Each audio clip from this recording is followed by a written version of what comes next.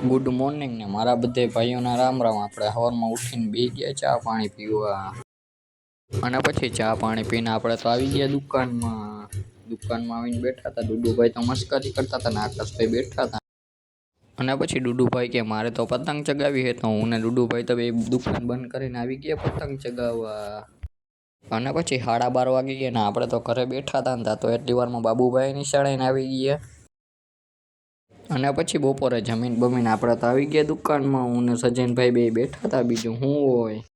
અને પછી 5 વાગ્યે ને આપણે થોડોક બ્લોક ઉતારી નાખ્યો ને સજનભાઈ તો પતંગ લઈને એના ઘરે જતા હતા ચગાવવા। અને પછી દુકાન અંદર આપણે તો કંટાળો ચડતો હતો એટલે આપણે પતંગ ચગાવવા આવી ગયા મેળી ઉપર। અને પછી આપણે તો જવાનું હતું બાબુ હટાને કેક લેવા, એટલે આપણે તો નીચે આવી ગયા મેળી ઉપર થઈને। અને પછી અમે તો આવી ગયા કેક લેવા બાબુ હટાને, પછી તમે 2 કેક લઈ લીધા ને પછી અમે આવ્યા ઘરે।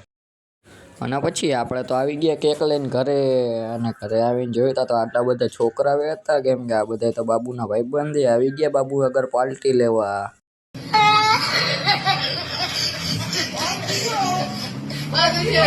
અને પછી કેક કટિંગ કરી નાખો ને બધા એના ભાઈબંધ આવી ગયા વારા પરથી વારા।